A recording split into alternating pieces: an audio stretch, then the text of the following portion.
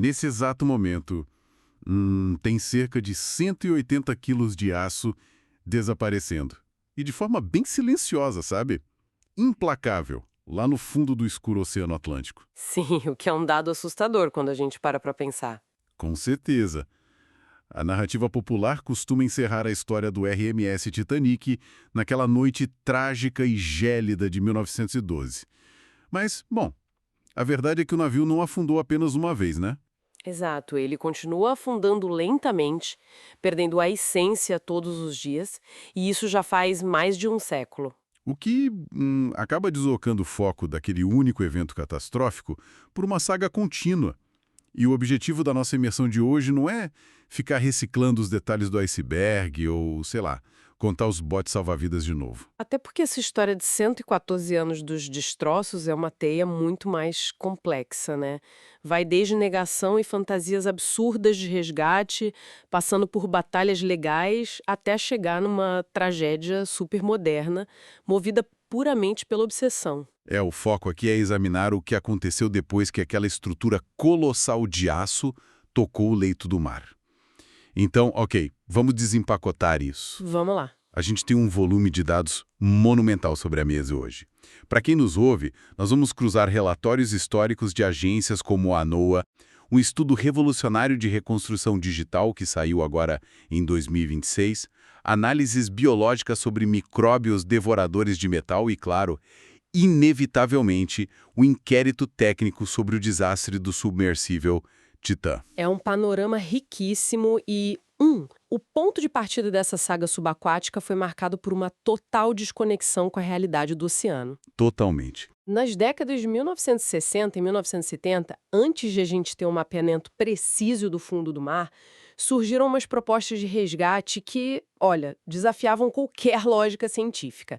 Tratavam um ambiente abissal como se fosse só uma piscina um pouco mais funda. Nossa, sim. Tinha uns planos que beiravam o roteiro de filme de ficção científica B. Uma das propostas documentadas, por exemplo, sugeria bombear 180 mil toneladas de vaselina derretida para dentro do casco do Titanic. Vaselina? Dá pra acreditar. Pois é. A ideia era que a vaselina fosse endurecer no frio extremo lá do fundo e, assim, criar flutuabilidade suficiente para arrastar dezenas de milhares de toneladas de aço até a superfície. O que é maluquice, porque o desafio logístico de injetar esse volume todo de material por quase 4 quilômetros de coluna d'água seria astronomicamente inviável. Com certeza. E não para por aí, né? Não mesmo. Tinha outro projeto bem notório que propunha usar 0,5 tonelada de nitrogênio líquido. A premissa era congelar a água em volta do navio inteiro, transformando ele num iceberg artificial gigante para ele flutuar de volta. Tem uma poesia muito irônica nisso, sabe? Tentar usar a física de um iceberg para salvar o exato navio que foi vitimado por um. É verdade. Mas, bom, a minha ideia favorita pelo total absurdo da coisa era aquele projeto de preencher o interior dos destroços com milhões de bolas de ping-pong. Ah, as bolas de ping-pong, o que demonstrava uma completa incompreensão de um conceito super vital que é a pressão hidrostática. Explica melhor isso pra gente. Claro. A 3.800 metros de profundidade, a pressão chega a cerca de 380 atmosferas. Para ilustrar, é o equivalente ao peso de um elefante adulto sendo equilibrado sobre cada centímetro quadrado de qualquer superfície lá embaixo. Caramba! Um elefante por centímetro quadrado? Exato. Então, qualquer bola de plástico cheia de ar seria vaporizada e esmagada em microplástico antes mesmo de descer os primeiros 1.000 metros, não ia sobrar nada. É impressionante como a gente subestimava o oceano. Mas aí foi preciso esperar até 1985 para que a engenharia militar substituísse essas fantasias de vaselina e plástico? Exatamente. E foi a expedição em conjunto com o IFREMER, que é aquele instituto francês super respeitado de pesquisa oceânica, que mudou o jogo. O brilhante ali foi que eles pararam de tentar encontrar o formato de um navio usando sonar diretamente. Que é uma mudança genial de perspectiva. É tipo como tentar achar uma agulha num palheiro mergulhado na escuridão. Em vez de procurar a agulha diretamente, passa-se a procurar o longo rastro de linha que a agulha deixou ao cair, sabe? E é uma analogia perfeita, porque a física da coluna d'água atua como um grande filtro seletivo. Como assim? Bom, Quando uma mega estrutura metálica afunda e se rompe lá perto da superfície, os pedaços mais pesados, tipo os motores ou aquelas caldeiras imensas, descem uma trajetória quase vertical. Caem feito pedra.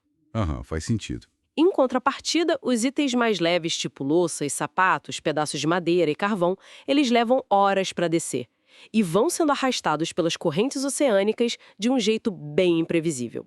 Isso gera uma espécie de cauda de cometa no leito do mar, que pode se estender por quilômetros. Ah, então com aquela tecnologia da época, que era basicamente um trenó equipado com câmeras rebocado perto do fundo, eles simplesmente seguiram essa trilha de migalhas. Exato.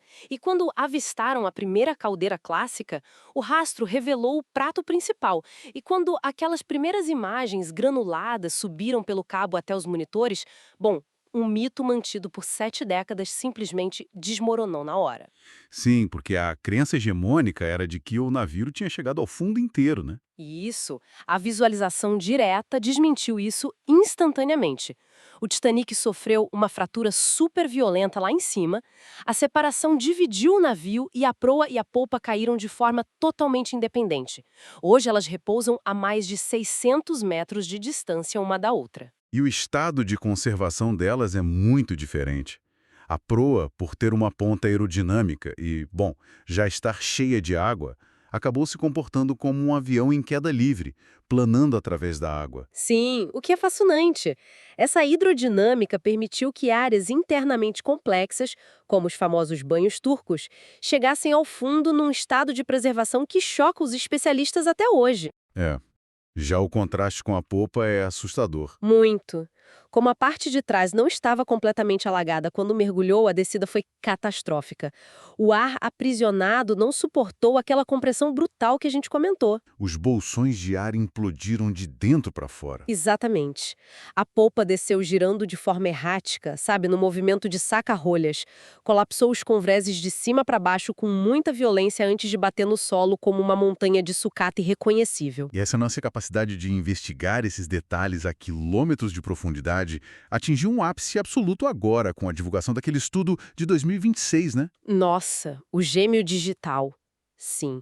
Foi feito pela University College London em parceria com o Instituto Nacional de Pesquisas Oceânicas. O que eles conseguiram fazer é histórico. Mas o desafio de escanear algo desse tamanho num ambiente onde não chega um único fóton de luz solar parece, tipo, impossível. Como eles fizeram? Através de fotogrametria profunda. Eles usaram submersíveis robóticos que percorreram meticulosamente cada centímetro do local.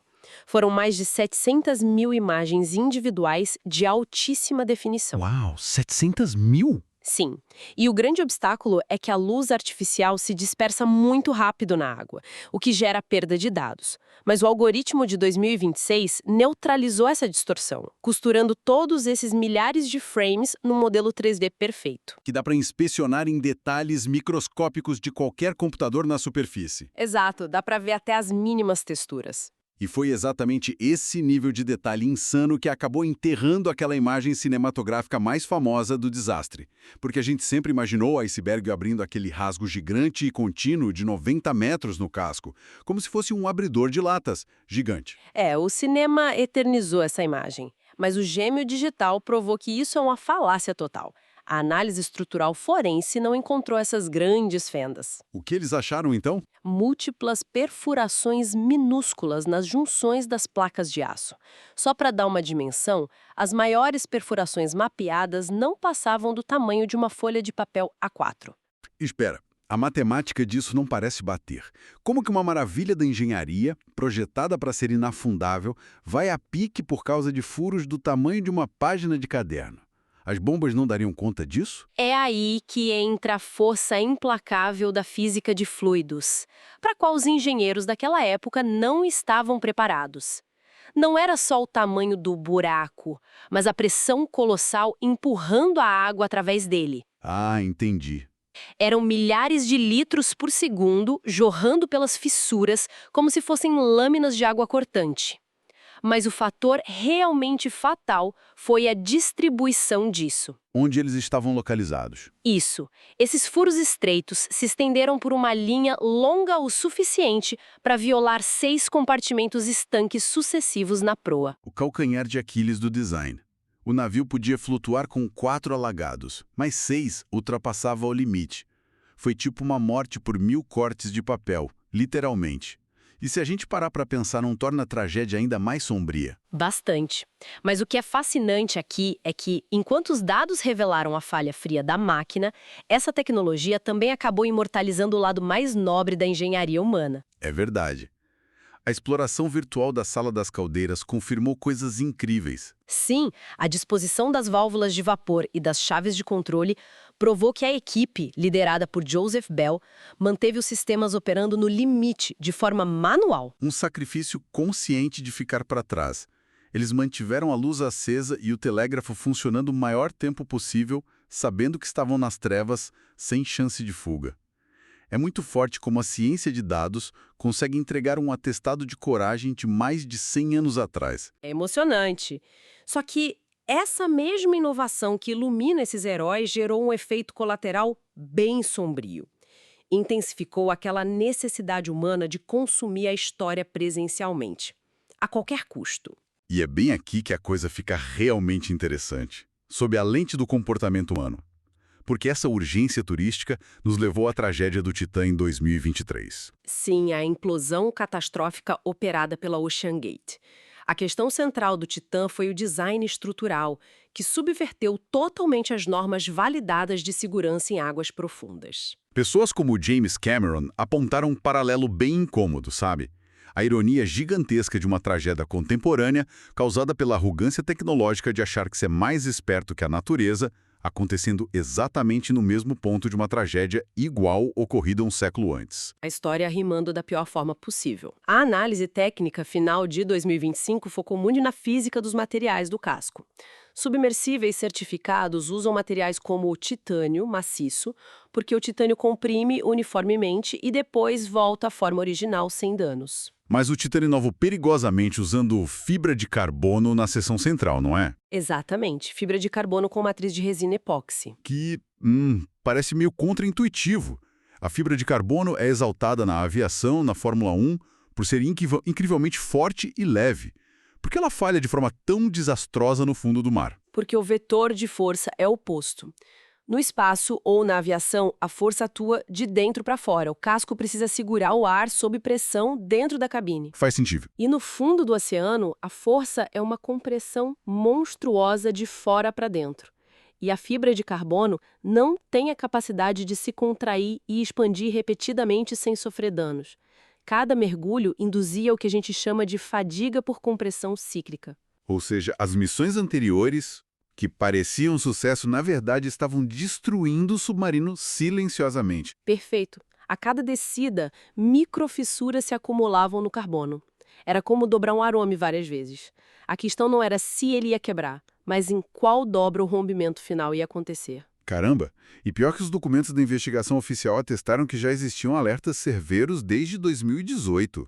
Profissionais redigiram cartas super sérias, expressando preocupação sobre a recusa em buscar certificações. E, em profundidades extremas, o ambiente não dá segunda chance. O colapso acontece em milissegundos. É mais rápido que a velocidade de registro do próprio sistema nervoso humano. Além dessa engenharia falha, com aqueles lastros improvisados de tubos de construção e o infame controle de videogame, o evento gerou debates sociológicos imensos. Sim, a disparidade nas reações midiáticas. Exato! É impossível não notar a diferença entre a gigantesca operação de busca multinacional pelo Titã e a apatia pública com aquele naufrágio de refugiados no Mediterrâneo que aconteceu quase na mesma semana. Um contraste que levanta ramificações bem profundas sobre quais vidas e quais histórias ganham tração na mídia. E também escancarou um abismo jurisdicional. Não existe polícia de trânsito em águas internacionais a 4 quilômetros de profundidade. O que nos leva àquela disputa circular. Afinal, de quem é o Titanic? E quem deveria ter permissão para ir até lá? É um conflito ético que divide a comunidade internacional em 2 polos bem definidos. De um lado, a coalizão dos protecionistas, como o próprio Robert Ballard. Que defendem que o local é um cemitério sagrado. Isso. Para eles, o respeito pelas 1.500 vidas perdidas exige que nada seja tocado. Existem até normativas, como as da ANOAA, de 1986, que desencorajam a remoção física de materiais. Mas do outro lado, a gente tem os comerciantes e alguns historiadores, né? Liderados por empresas como a RMS Titanic Inc., que detém os direitos de resgate na justiça. Exato. Eles usam o direito marítimo de achados, argumentando que recuperar objetos traz dados inestimáveis para a educação e a ciência. O problema? É quando a arqueologia séria se mistura com um puro entretenimento comercial. É só lembrar daquele programa de TV bizarro dos anos 80, abrindo um cofre ao vivo. Um show de horrores para a preservação histórica. Ou a tentativa de 1996 de içar a grande peça do casco. Imagina, passageiros pagaram fortunas em navios de cruzeiro só para assistir a estrutura subir e depois despencar de volta para o fundo quando os cabos arrebentaram. E mais recentemente a venda de milhares de pedaços de carvão do navio em leilões, que a crítica acadêmica chama diretamente de caça a souvenirs e não ciência. É um debate muito denso. Para quem nos ouve e de repente acha um absurdo lucrar com o carvão do navio, vale a pena olhar por um ângulo um pouco mais cinzento. Pensemos num relógio de bolso encontrado lá no fundo, com os ponteiros parados exatamente às 2h28 da manhã. O segundo exato em que a água tomou conta. Uma peça carregada de humanidade. Sim, trazer isso para a superfície é profanação de um túmulo ou o deixar apodrecer no fundo do mar, perdendo a prova tangível de quem estava lá, seria uma negligência imperdoável com a nossa própria história? A tensão persiste justamente porque não existe uma resposta fácil entre a preservação lá embaixo e a urgência de conservação aqui em cima. Mas olha, o embate legal logo vai perder o sentido. Como assim? Porque a decisão final vai ser tomada pelo próprio oceano. O grandioso ácido Titanic está perdendo a guerra para a química e a biologia, e isso em tempo real. É, o que muda a nossa percepção de urgência. Se conectarmos isso ao panorama geral, a gente achava antigamente que o fundo do mar era uma planície inerte. O Titanic provou o contrário, funcionando como um enorme recife artificial que atrai vida. A natureza reivindicando espaço. Mas a grande ameaça não são os corais, é um exército microscópico, não é? Exato. Uma espécie singular de bactéria, a Alomonas titanitiae. Esses micróbios extraem energia da oxidação do ferro. Eles comem o aço e criam aquelas formações gigantes que parecem estalactites de ferrugem, os famosos rusticles. E a matemática desse banquete é brutal. São cerca de 180 quilos de aço desaparecendo por dia. 100 toneladas por ano evaporando diante das câmeras. E esses rusticles são super frágeis, né? Muito. Viram poeira com qualquer perturbação. O declínio estrutural já exibe consequências pesadas, aceleradas, ironicamente, pelos humanos. Os submersíveis batendo no navio? Pois é, submersíveis turísticos e de pesquisa foram arrastados pelas correntes e bateram no casco ao longo das décadas. A icônica cabine do capitão sofreu desabamentos e o famoso ninho da Gávea foi pulverizado acidentalmente por cabos de resgate. Caramba! E isso nos dá uma contagem regressiva crítica. Qual é a previsão dos pesquisadores? Os biólogos marinhos estimam que, por volta de 2037, a integridade primária dos converses vai entrar em colapso completo. Vai sobrar apenas uma mancha plana de escombros de ferrugem irreconhecíveis. Ou seja, em pouco tempo, as gerações futuras só vão conhecer o formato do navio pelo gêmeo digital daquela varredura de 2026. A saga que a gente explorou hoje atravessa um caminho imenso. Começa com ideias absurdas de bolas de ping-pong e chega até um mapeamento de furos do tamanho de papel A4. E une a arrogância dos construtores vitorianos à negligência no design de fibra de carbono em pleno século XXI. É uma demonstração de 114 anos de que o oceano não perdoa atalhos. Enquanto a gente debate sobre leis e memórias, tem bilhões de bactérias terminando de devorar a história a 180 quilos por dia. E isso nos leva a uma provocação final. Qual seria? Quando o navio físico for totalmente apagado pela natureza e restar apenas esse gêmeo digital imortal nos servidores aqui na superfície, será que a humanidade finalmente vai se ver livre dessa obsessão letal pelas profundezas? É uma excelente pergunta. Ou será que o fantasma de dados fotogramétricos perfeitos vai continuar nos atraindo para o escuro? Fica aí o questionamento para quem nos ouve. talvez o mistério do abismo sempre tenha mais força do que o nosso medo da pressão esmagadora. E assim a gente encerra o mergulho de hoje.